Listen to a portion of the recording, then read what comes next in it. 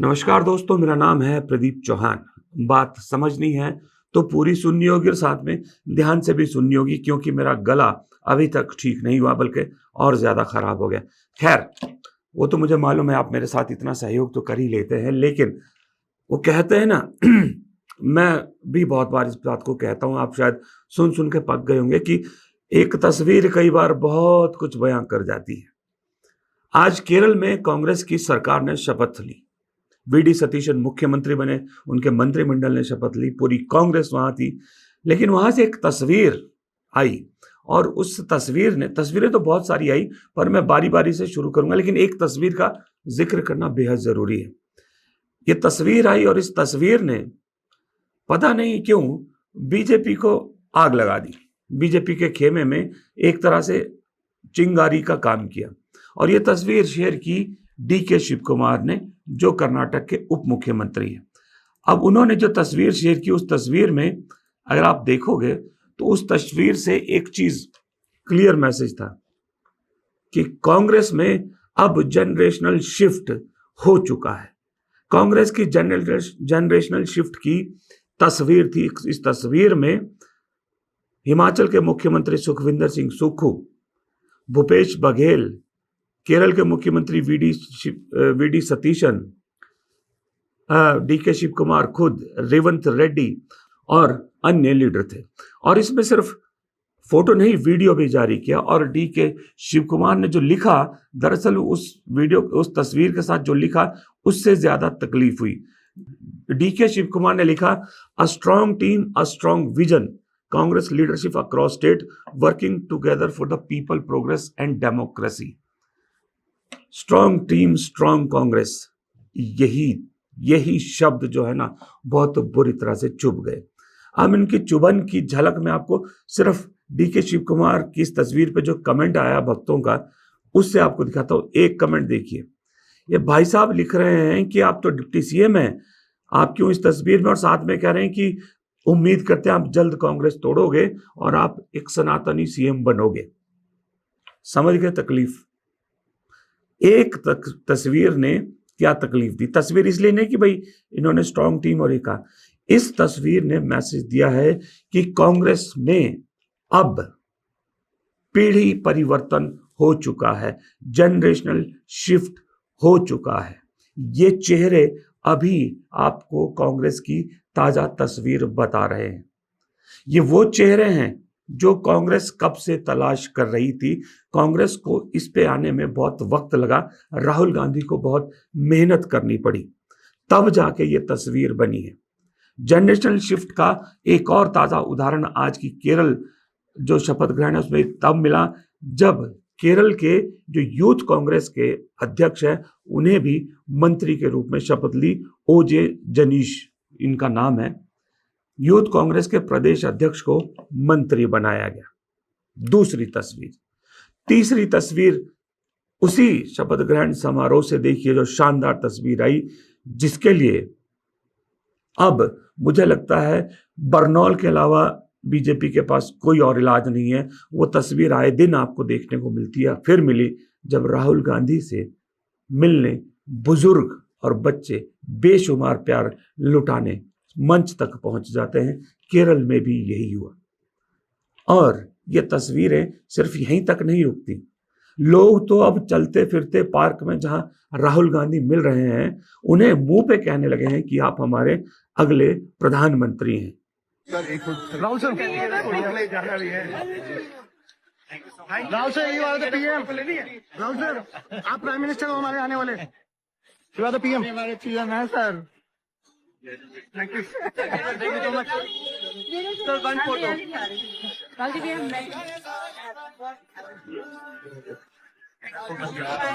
Rahul sir, all the best. Okay brother, thank you so much.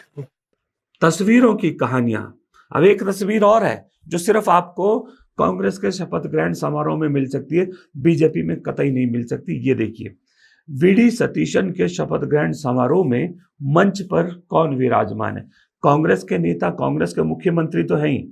Kerala के outgoing मुख्यमंत्री Pinarayi Vijayan stage पे मौजूद है। और उससे भी हैरानी की बात, राजीव चंद्रशेखर जो बीजेपी के वहां के प्रदेश अध्यक्ष हैं, नेता हैं, वो भी इनवाइटेड थे और कांग्रेस के मुख्यमंत्रियों के साथ उन्हें मंच पर बिठाया गया था। और सिर्फ बिठाया नहीं गया, आप ये देखिए, वीडी सतीशन का वीडियो देखिए, कांग्रेस के नेताओं से सिर्फ हाथ मिला रहे हैं, लेकिन विजयन के साथ और चंद्रशेखर के साथ उन्होंने बातचीत भी की, उनका हालचाल भी पूछा। ये इस तरह की तस्वीर किसी बीजेपी के मुख्यमंत्री के शपथ ग्रहण में आपको दिखती है कहीं? कोई विपक्ष के नेता को बुलाया भी नहीं जाता, मंच पे बिठाना तो दूर की बात। ये सिर्फ और सिर्फ कांग्रेस के सरकारों में ही आपको देखने को मिलेगा, क्योंकि लोकतांत्रिक मूल्य क्या है, लोकतंत्र कैसे मजबूत होता है, ये सिर्फ और सिर्फ आपको कांग्रेस बता सकती है। इसी बीच एक तस्वीर और है, देश के पेट्रोल पंपों पर क्या नजारा आपको आज की वक्त में देखने को मिल रहा है, ये जरा ये तस्वीर भी देख लीजिए।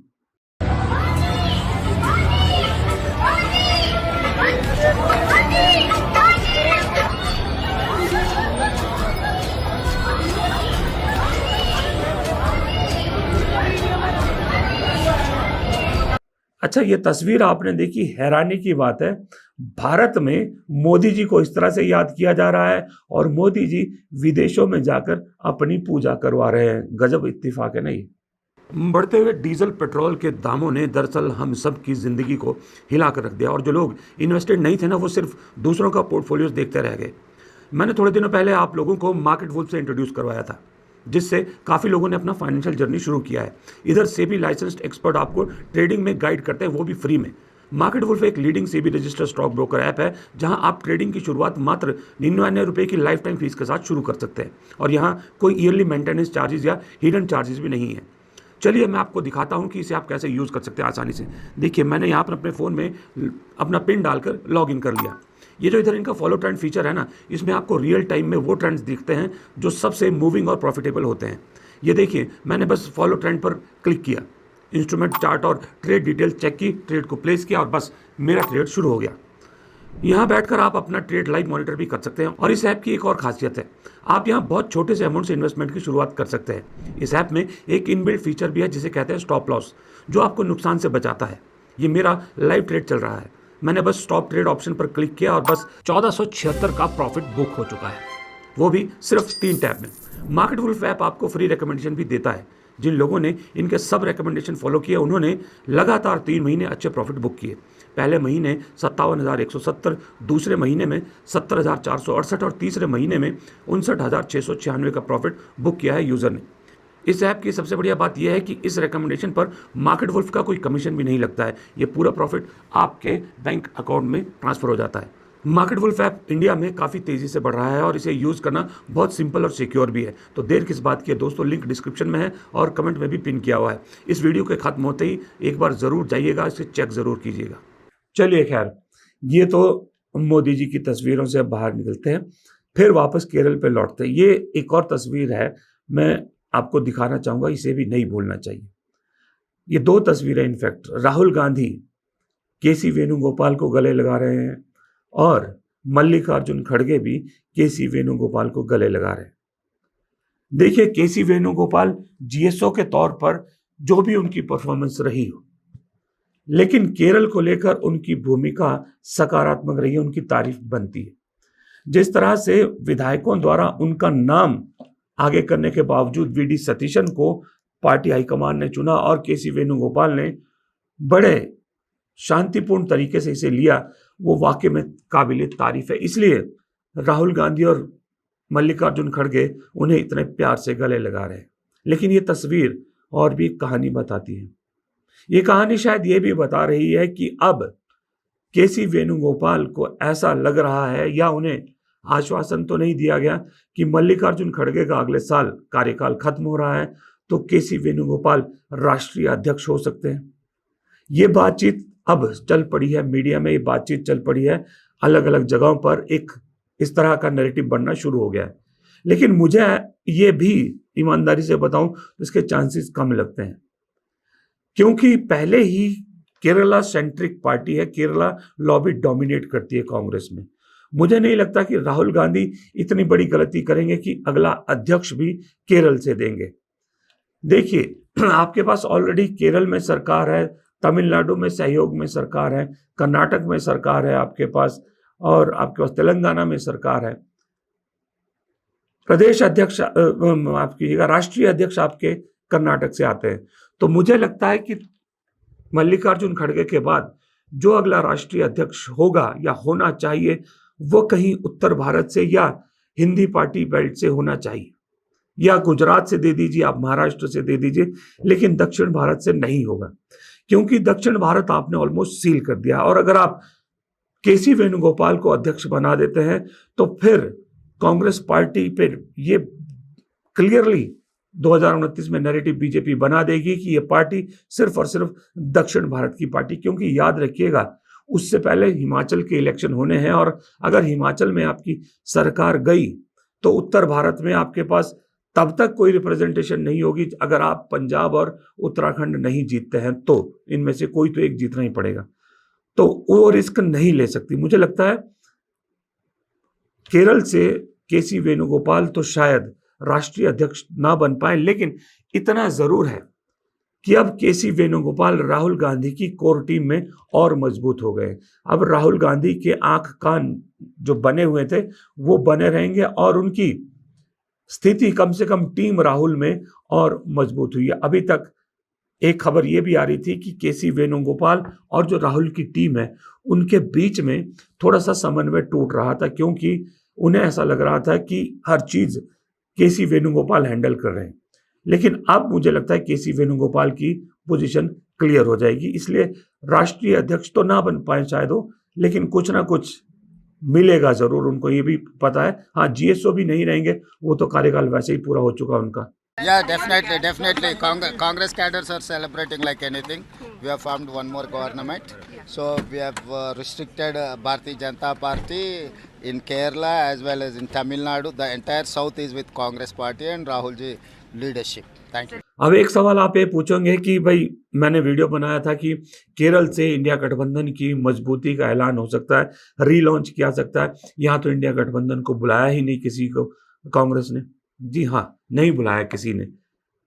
ये बात सही है कि पार्टी के अंदर एक बहुत बड़ी लॉबी थी जो चाह रही थी कि इंडिया गठबंधन के सहयोगियों को बुलाया जाए और यहाँ पर एक स्ट्रेंथ दिखाई जाए, लेकिन फिर यह डिसीजन हुआ कि नहीं बुलाया जाएगा। उसकी एक बेहतरीन वजह, जो जनरल मुझे लगता है कि वजह सही है जो दी गई, वो इसलिए कहा इंडिया गठबंधन के लोगों को नहीं बुलाया गया कि देखिए इस वक्त केरल में आपकी सरकार बन रही है, आप राजीव चंद्रशेखर को बुला रहे हैं, विजयन को बुला रहे हैं, आप एक लोकतंत्र का मैसेज दे रहे हैं, मजबूत लोकतंत्र में कांग्रेस कैसे चलती है, कैसे काम करती है, उसका मैसेज दे रहे हैं। उस बीच अगर आप ममता बनर्जी को बुलाते हैं, अरविंद केजरीवाल को बुलाते हैं, या और सहयोगियों को बुलाते हैं, डीएमके को बुलाते हैं, तो बीजेपी क्या करेगी? बीजेपी राजीव चंद्रशेखर को नहीं आने देती, उल्टा शपथ से पहले ही कह देती कि देखिए, एक नैरेटिव बनाने की कोशिश करती कि देखिए कांग्रेस कितनी नौटंकीबाज है। अभी 4 दिन पहले आपके वोट पाने के लिए इन सब के खिलाफ लड़ रही थी, और जब वोट खत्म हो गए तो ये सारे देखिए एकजुट हो गए, ये बीजेपी के खिलाफ मिलकर लड़ते हैं, नौटंकी करते हैं एक दूसरे के खिलाफ जाने की। उससे क्या है, उससे आने वाले जो चुनाव हैं, विधानसभा चुनाव, उसमें स्थिति थोड़ी सी अजीब हो जाती, और यहां पर भी एक बीजेपी को मौका मिल जाता है ये नैरेटिव करने का। तो इस चीज से बचने के लिए कांग्रेस ने ये तय किया कि अभी फिलहाल इंडिया गठबंधन के सहयोगियों को नहीं बुलाया जाएगा। एक बार अगर ममता बनर्जी इनिशिएटिव लेती हैं और इंडिया गठबंधन फिर से एक बार फॉर्मल बन जाता है, जहां बैठक हो जाती है, एक आधी बैठक हो जाती है, कुछ चीजें डिसाइड हो जाती है, तो उसके बाद जहां भी इंडिया गठबंधन की सरकारें बनेंगी वहां इंडिया गठबंधन के नेता जाएंगे। लेकिन जब तक ऐसा नहीं होता तब तक फिलहाल इसको टाला गया, इसलिए कांग्रेस ने केरल में इंडिया गठबंधन के नेताओं को नहीं बुलाया। ये वजह थी, वरना काफी लोग इसके हक में थे कि इंडिया गठबंधन के लोगों को बुलाया जा सकता था। और दूसरा ये भी था कि अगर मान लीजिए इंडिया गठबंधन के नेताओं को बुला लेते और उनमें से कई नहीं आते तो वो भी गलत मैसेज जाता, उससे भी बचना चाह रही थी। तो इंडिया गठबंधन, मजबूत इंडिया गठबंधन का मैसेज देने की बजाय कांग्रेस ने मजबूत कांग्रेस का मैसेज देने की मजबूत देने को चुना और जिसका डीके शिव कुमार ने फोटो के जरिए मैसेज भी दिया। 4 मुख्यमंत्री, हंसते चेहरे, कॉन्फिडेंट कांग्रेस, ये सब चीजें इस एक शपथ ग्रहण के जरिए मैसेज पूरे भारत को दिया गया कि कांग्रेस अब ऊपर के रास्ते पर है, नीचे के रास्ते पर नहीं है और बहुत जल्द पर्वत के शिखर पर पहुंचेगी। और मुझे लगता है इस शपथ ग्रहण से ये मैसेज काफी हद तक क्लियर भी हुआ है। जाते जाते फिर आपको याद दिला दूं कि मार्केट वुल्फ ऐप के 2 मिलियन से ज़्यादा डाउनलोड ऑलरेडी हो चुके हैं और ये iOS और एंड्रॉयड दोनों पर उपलब्ध है। फिलहाल इस वीडियो को यहीं ख़त्म करते हैं। वीडियो पसंद आया हो तो लाइक कीजिएगा, शेयर कीजिएगा, कमेंट करना मत भूलिएगा और चैनल को सब्सक्राइब ज़रूर कीजिएगा। नमस्कार।